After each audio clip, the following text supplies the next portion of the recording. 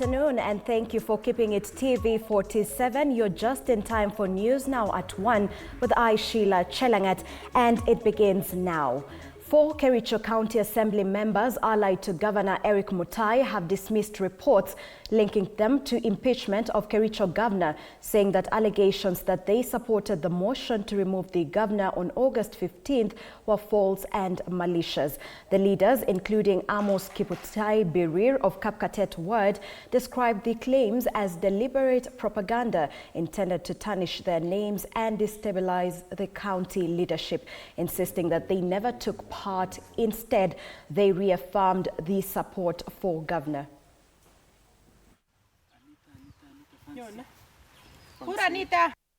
To make some clearance on some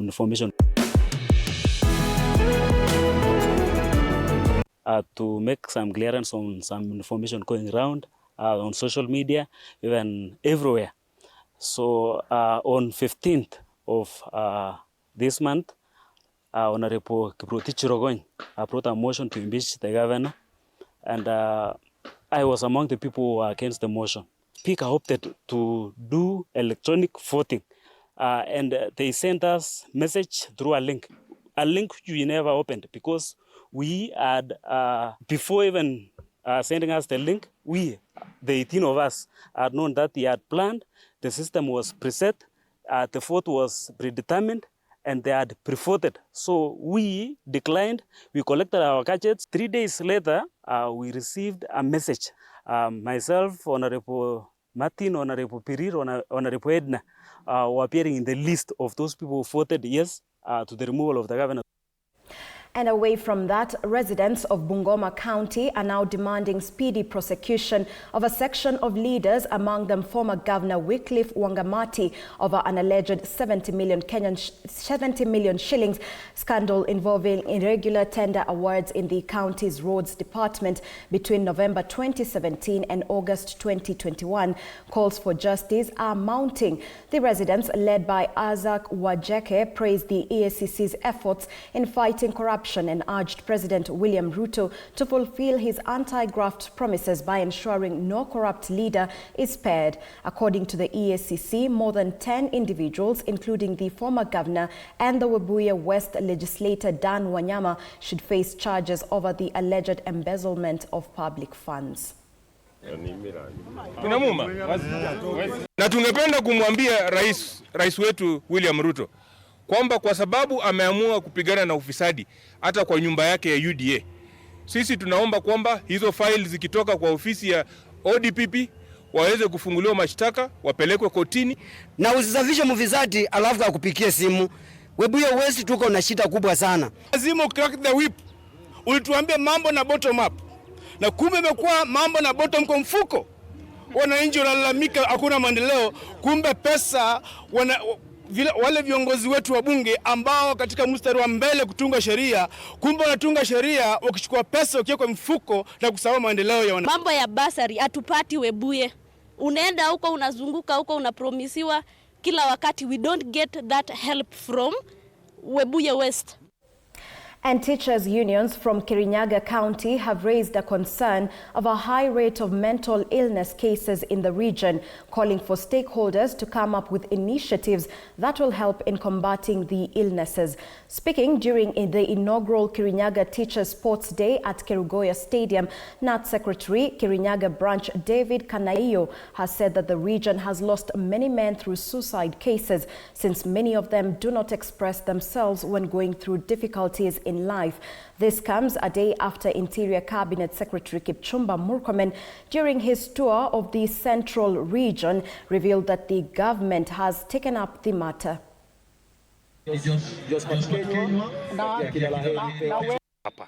Kwa hivyo hii michezo ya leo haikuwa tu ya Kirinyaga, ni ya walimu. Hata wale wengine ambao walikuwa wametoka mbali, kama wanataka kucheza, walikuwa na nafasi ya kucheza. So this is another way, a positive way of managing stress. And we want to employ on our teachers to embrace this method, this kind of way of stress management, as opposed to the others, ile ambayo iko na madhara kwa afya ya binadamu. Lakini hii katika michezo hakuna madhara. There are issues, mental health these days. There are suicide cases around Mount Kenya that have been very rampant. When people meet, they will be able to have discussions, they'll be able to interact. Interactions are very healthy, and they will be able even to help each other in areas, matters education, matters sports. And away from that, a section of the clergy have condemned the recent killings in Nyamira County, attributing the incident to the deterioration of peace and cohesion in society. Presiding over the ordination of pastors at Keumbu in Nyaribari Chache constituency, Bishop Robert Nyamwange has appealed for peace and unity to prevail in the community. He has also condemned violence by some members of the public to allegedly resolve perceived differences. The bishop has urged the national and county governments to improve the economy and create a conducive environment for peace and stability to thrive.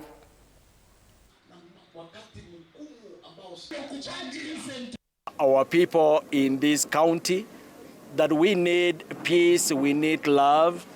Something that happened yesterday, the arson thing, that the family members were tortured in their houses, that thing is not good. If there is an issue, please look for a way and amicably solve it. Let us give people an opportunity to live. Let us not take law into our own hands. And to our nation, I'm also appealing for peace. The economy can be improved. Our GDP can be improved when we have a peaceful environment. I'm addressing to our political leaders to calm down and make sure we have a peaceful environment. I'm also appealing to our fellow Kenyans, knowing that if there is peace, then there will be development. And residents of Tana River County have been warned against being divided along ethnic lines by politicians seeking personal gain. The warning comes amid signs of rising tribal rhetoric as political activities in the county intensify. Speaking in Order Village, Tana River Senator Danson Mungatana and former Governor Hussein Dado have said that tribal politics are fueled by leaders who lack development agenda and instead exploit ethnic divisions to gain popularity. The leaders emphasize the need for Tana River residents to elect leaders committed to development for the benefit of all communities in the county.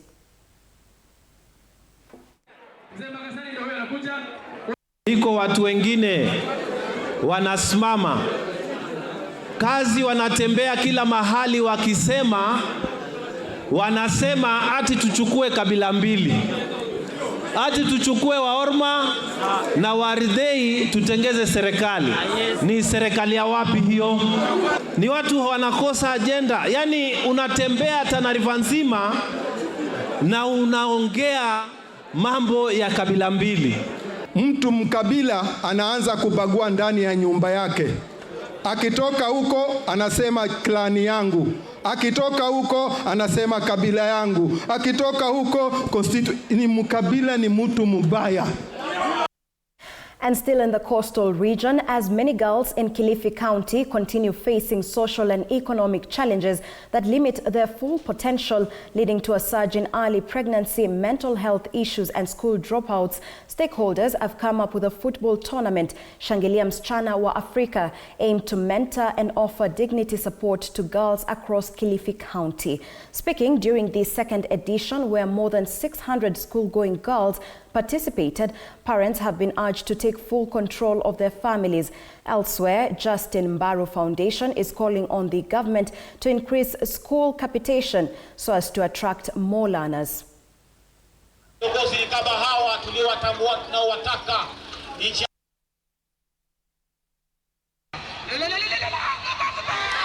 Tunatumia mchezo wa kandanda kuweza kufundisha wasichana wetu haswa kwa usafi wa jinsia, na pia tunataka kuwaoccupy kwa sababu wakati wa likizo wasichana wako nyumbani.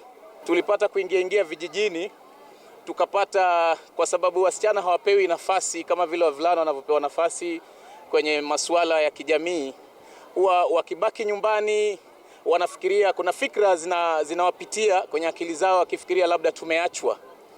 Na hiyo basi tumegundua kuwa ina affect katika msimamo wao wa kijamii, wanafikiria labda jamii za huko kwetu ni za vijana pekee. Sasa kisha tukagundua kuwa katika hali ya kuwa wametengwa, wengine wanaingia mimba za mapema, alafu wanafikiria maisha yameishia hapo.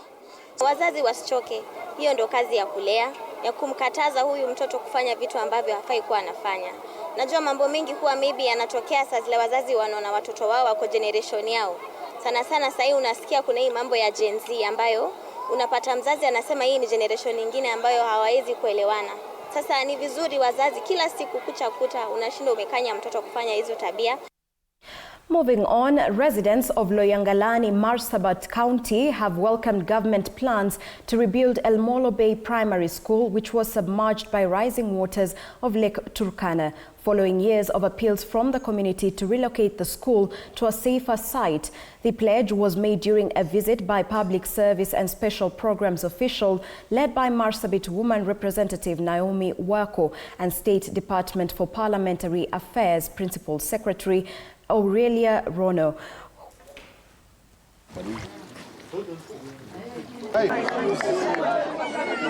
Baadhi ya madarasa yamesibwa na maji. Sasa hakuna mahali watoto wanasomea. For them to come from home to school, they are using a boat, and this boat need fuel. Tusaina tuwaoneshe mahali shule itawekwa El Molo Bay Primary. Hii ndio foundation. Lakini saa hizi hatuna hiyo watoto ya wakabila zingine kwa sababu wanasema tutaenda wapi? Twende tumeswe na bahari. Heri El Molo yule anajua bahari. Ile anajua mamba. Lakini mtoto aturukana na Samburu akiletwa hapa hata isalala usiku. Kwa hivyo sisi tukafungulia kwa sababu sisi ni wenyeji na bahari hatuwezi pigana naye. Ni mali ya Mungu. Vile unavyoona hapa hawawezi wakapanda kitu.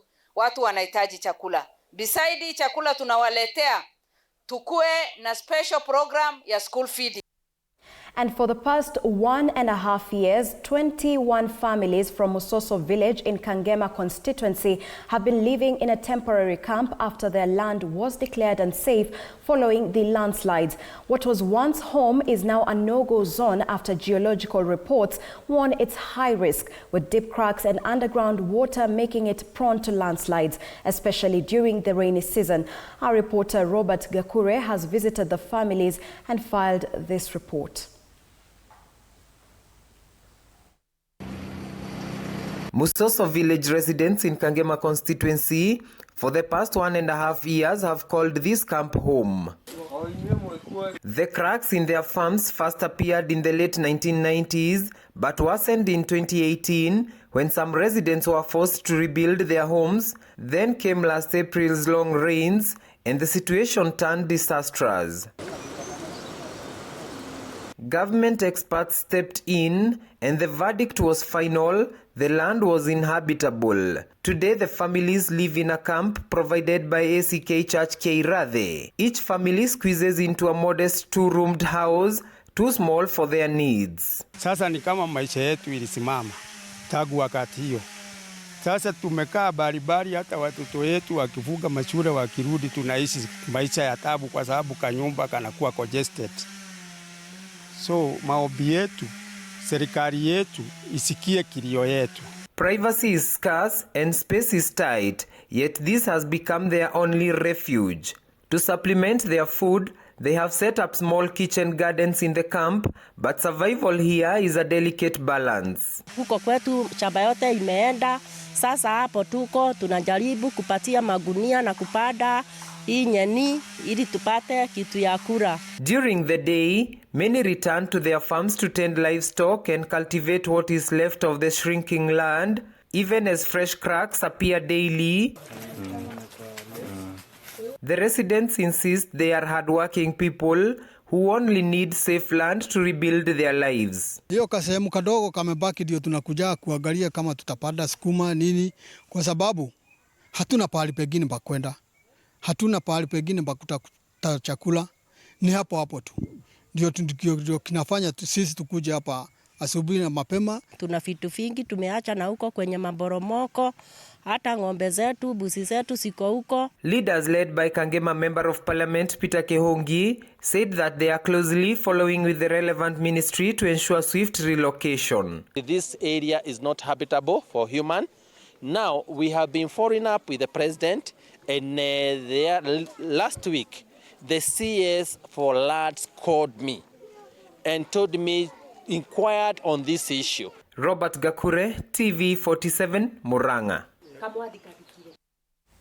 Business owners along Kimathi Street in Nairobi are raising alarm after armed criminals stormed their shops in broad daylight. The robbers, who targeted several businesses within Nanak House, made away with valuable items, leaving the traders counting losses. The attack, which happened in broad daylight, has heightened fear among business operators who say insecurity in the city center is on the rise. According to the traders, the criminals struck swiftly with their faces covered and broke into several shops, cutting away merchandise worth millions of shillings. This latest incident adds to a worrying trend as business owners report repeated break-ins over the recent months, despite lodging several complaints with the police. The traders now want law enforcement agencies to intensify patrol and provide round-the-clock security, especially during the day when such robberies are becoming common. Waduka, mimi ni mfanyikazi, nimeandikwa. Nikasikia watu nje wakisema one time. Sasa nasimamanga karibu hapa kwa mlango. Kidogo wakaingia, mmoja akanishika kininyonga na akanishikia kisu. Wengine wakarudisha milango yote wakafunga na wakaingia ndani. Na mangunia wakaanza kutoa vitu. Sasa tuambie next day tutafanya nini? Kama hapo katikati ya town, pale kila mtu yuko na security iko. Tunaweza fanyiwa hivi katikati ya town pale, everything sisi tunajua tuko secure. Watu wanaingia tu wanakuja wanafanya vitu kama hizi. To Central Police, we have reported this matter 3 times. We have 3 OBs. Now what happened this morning, she sent goons, young men about maybe 20 or 30. They came into the shop, they broke in, they stole things, and yeah, that's what has happened. As ODM party gears up for county delegates elections scheduled for Monday, a section of ODM stalwarts in Mombasa have endorsed Victor Abayo for the party's branch secretary. Speaking in Mombasa, ODM delegates have been urged to maintain unity for the benefit of the party. However, only eligible delegates will participate in the elections. Meanwhile, Abayo is allied with deputy party leader Abdul Swamad Nasir, while his main rival, Godfrey Musaka, is closely associated with Cabinet Secretary Hassan Joho. Asante sana. Tuko na mkakati kabambe ya kuhakikisha kwamba kila mtu anahusika katika mpangilio ya chama kutoka kwa polling station mpaka kwa county level. Tutahakikisha kwamba the policies za chama, kurecruit watu kwa chama na activities za chama zinafanywa huru bila ubaguzi yoyote. Tutaleta watu pamoja kuhakikisha kwamba chama imeboreshwa.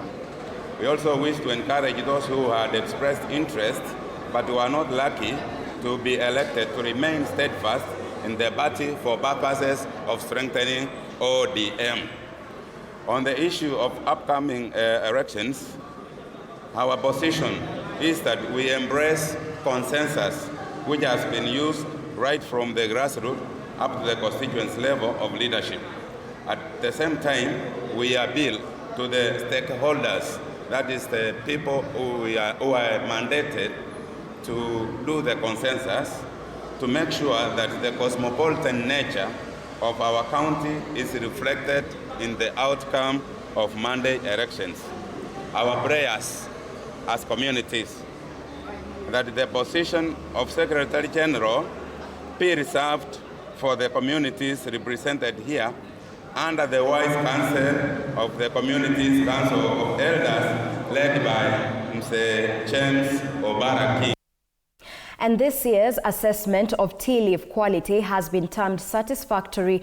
Though farmers are being urged to step up efforts, they have been reminded to embrace proper crop management and use certified farm inputs to ensure higher yields and better market prices. Speaking in Mombasa during a consultative meeting with stakeholders in the tea industry, Tea Board CEO Willie Kimtai and East African Tea Trade Association Managing Director George Omuga also decried the high levies imposed on tea trucks by Mombasa County, now calling on tea-growing counties to reach an understanding with Mombasa County to reduce or scrap the charges.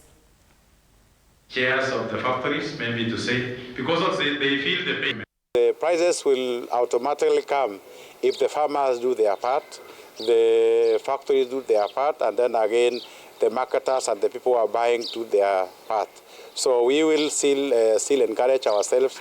We still need to put more effort so that we can realize better prices in the auction. We are urging Mombasa County to consider lifting out the 7,000 that they are charging per trailer because it's so costly. There is almost 400,000 trailers trips that are coming to this county of Mombasa from the upcountry. We are encouraging government to bring the DMCC model in Dubai to Mombasa. This is the home of tea, the largest tea producer, the exporter in the world. We are able to do it here. We have the technical expertise. We just needed to create a conducive investment environment for value addition. And farmers in Kitui County are increasingly turning to agriculture value addition as a strategy to cope with low and unpredictable rainfall. Agripreneur Simon Musyoka, who has showcased processed sunflower oil, says that sunflower farming is highly beneficial since it guarantees farmers a steady market, especially as the government moves to reduce imports of edible oils. Kitui County Agriculture Minister Mbaya Kimwele noted that the county is supporting farmers groups through grants and the provision of essential equipment to enhance productivity and value addition. He has further urged farmers to embrace climate-smart agricultural practices, stressing that resilience strategies are crucial given Kitui's arid climate. Serikali ndo tuweze saidia wakulima wafanye ukulima wa sunflower in collaboration with the national government. Tumepanga county into clusters, women clusters. We are targeting women. Tumea katika vikundi na clusters, na mvua ilipopita tuwapatia mbegu za sunflower, na tunaendelea kwa train ndio tuwaimize ndio wakubali, kwa sababu sunflower Kitui haijakuwa ikipandwa, lakini sasa tunaona wakulima wamekubali, na tumepanga pia katika hizi clusters tutawapatia pia pressers, ndio wakivuna sunflower seeds wanaweza enda kupress watengeneze mafuta kama hii ambayo iko ready. Na hii pia vile national government inafanya reduction of importation of oil, edible oil. Sisi tuko kwa hiyo line na tutaendelea kushikilia wakulima wetu. Sunflower, kama kuna mmea unachukua wakati mfupi na uso gharama ndogo kuguzwa.